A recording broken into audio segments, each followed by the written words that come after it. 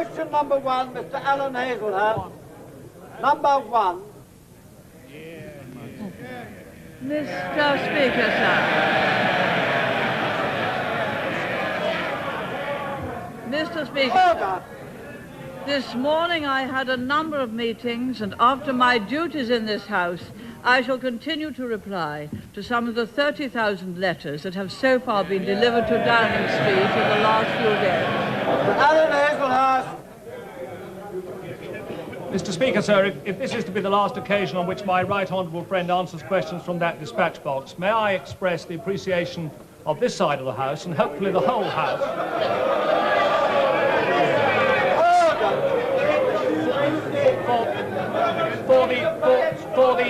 for the skill, command and courtesy with which she has dealt with questions over the last 11 years from that dispatch box. Mr. Speaker, can I ask my honourable friend if she is aware that Stansted Airport's new terminal is to open in March of next year, and the main road serving it will not be available until 1995, and the rail link serving it will not be of adequate capacity until that same year? Would she agree that if we are to get more public acceptance for amongst communities which have major developments thrust upon them, it would be better for essential infrastructure to come sooner rather than later? Mr. Speaker, I'm grateful to my honourable friend for his kind words. With regard to Stansted, it is of course close to the M11, and I understand that the British Airports Authority is building a dual carriageway road to connect the new terminal to the M11, and that should be ready by March next year. And also I understand that British Railway is building a track to connect the terminal to the Liverpool Street station, and has already ordered rolling stock, and that too should be ready by March next year. So I hope that will satisfy the last question to my honourable friend that I shall answer. Sir Neil Kinnock. Speaker. Mr. Speaker.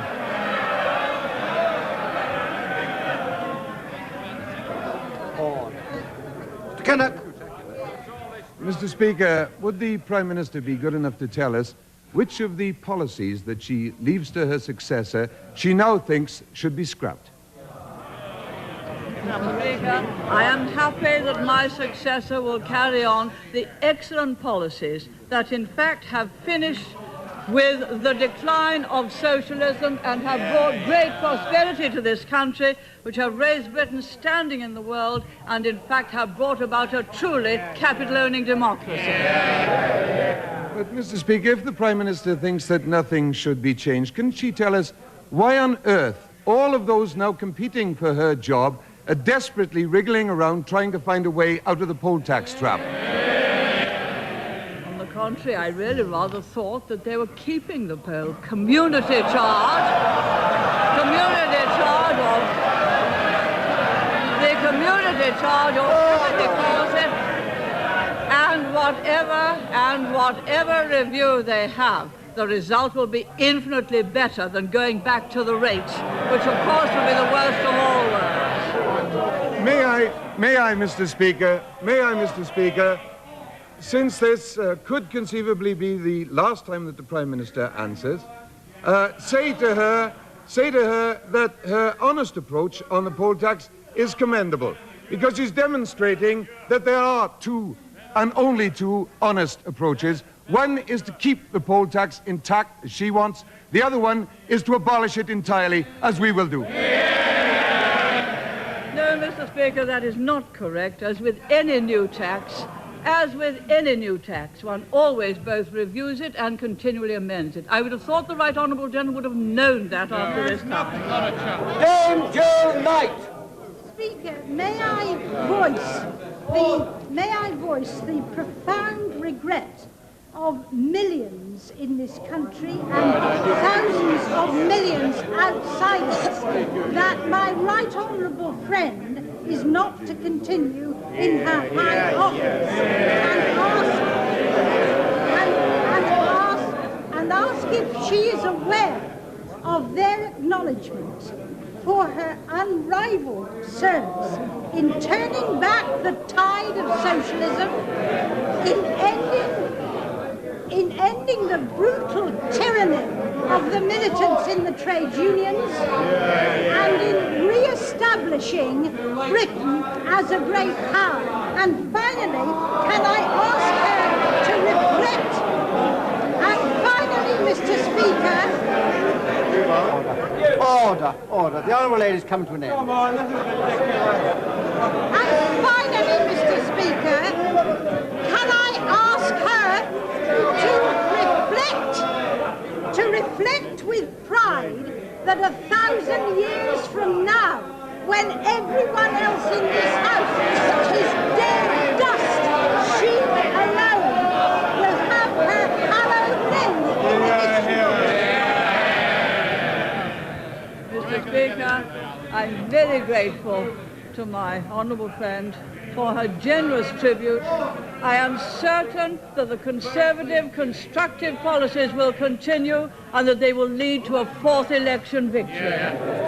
Jim Molyneux! Does the Prime Minister recall an important debate in November 1985 when relations between us were a little strained? Does she recall that I used these words addressing her in that debate?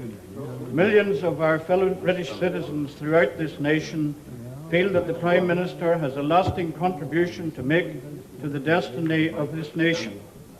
Is the Prime Minister now aware that the vast majority of those people would wish that contribution to continue? The right honourable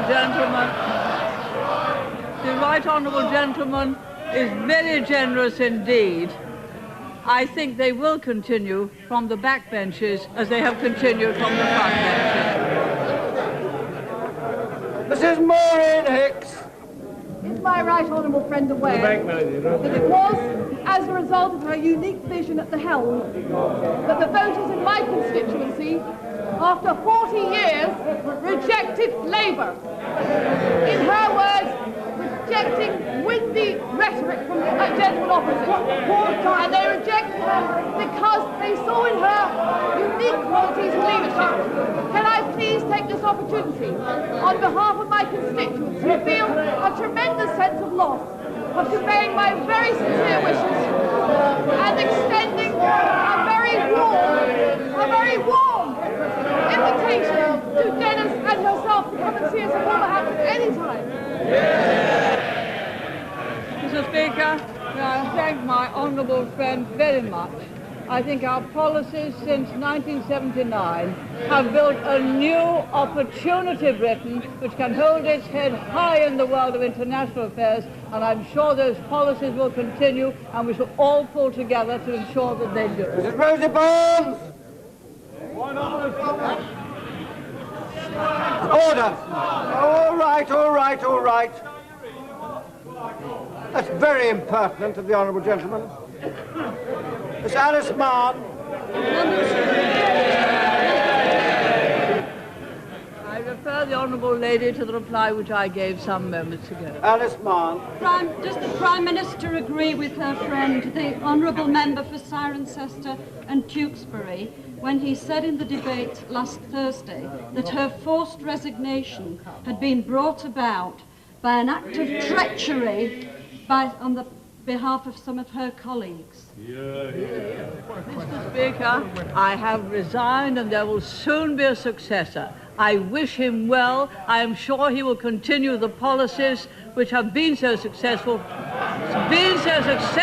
Britain, and he will continue to defeat socialism. The Thompson!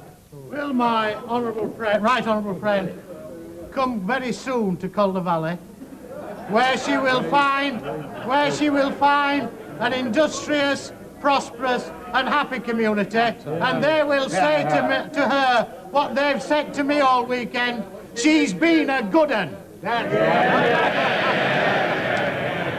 Speaker, I think after that I must go to Calder Valley. I shall look forward to it. Mrs. Rosie Barnes. Number four, sir. I refer the honourable lady to the reply which I gave some moments ago. First of all, may I pay a warm tribute to the Prime Minister for her courage and dignity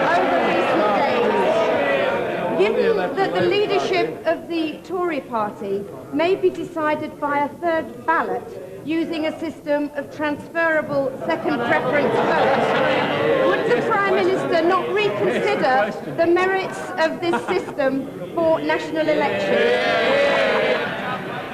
I'm sure the Honourable Lady will understand that I'm all for first past the post. David Wiltshire!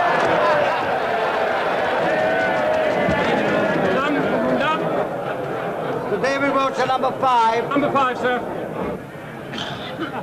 I refer my honourable friend to the reply which I gave some moments ago. Chop! Mr. Speaker, as this could well be one of the last tabled questions from a Conservative to my right honourable friend, could I take this opportunity to ask her whether she knows how many questions she's answered in her capacity as Prime Minister? Could I ask her to accept the heartfelt thanks of all her many friends inside this House and outside, especially all those in my constituency of Spelthorne? And could I say to her and to Dennis, every good wish for the future, and God bless. Mr. Speaker, first, this will be the last question time where I shall answer.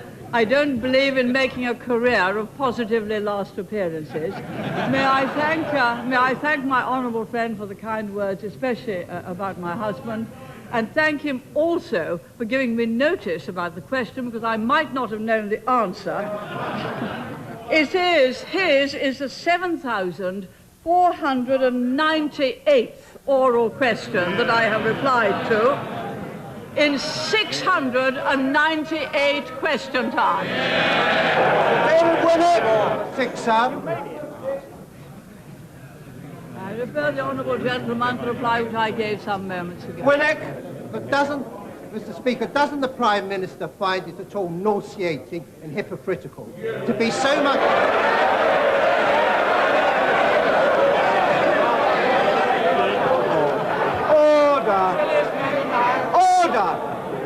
Come along. The Prime Minister finds it the height of hypocrisy and nauseating to be so much praised by Tory MPs when last week 152 of them stabbed her in the back. 200 voted for her. Well, really, the honourable member wasn't exactly complimentary on my last appearance, was he? No, I don't find it nauseating. I find it very refreshing. Maxwell Hislop! Will my right honourable friend, while she is still Prime Minister, write and leave signed by her a minute of the proceedings of the heads of government within the EEC so that her successor can endeavour to protect Britain's long-term interests in the valiant and effective manner that she has always done. Mr. Speaker, I can assure my honourable friend that all the proceedings are very well minuted and documented, and I most earnestly hope that the traditions of this House, which is the oldest democracy and the oldest parliament in the community, will be fully upheld, because they ensure accountability to the people. To Gavin Strang. Number 7, sir. Refer the honourable gentleman to the reply which I gave some moments ago. Gavin Strang.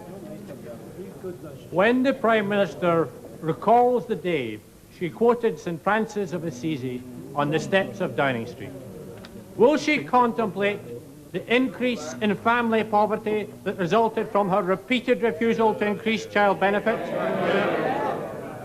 Will she recall the increased hardship which resulted from the 1988 Social Security changes? Will she think about the homeless who have doubled since she came to power? Is she aware that we on this side represent communities, some of which have still not recovered from the unprecedented rates of unemployment she inflicted on them in the early 80s?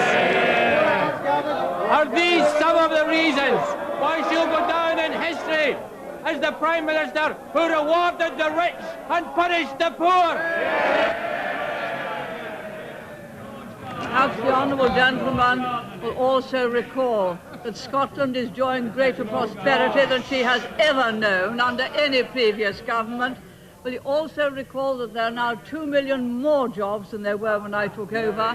And will he also recall, remembering that occasion when I went in 1979, that there is much more peace in the coal industry now than there was then, and that this year we have had much more peace in the coal industry, and that we fought off some of the most difficult and vicious attacks during the coal strike that this country's ever seen, and that this year we have had the lowest number of strikes since the whole of the post-war period.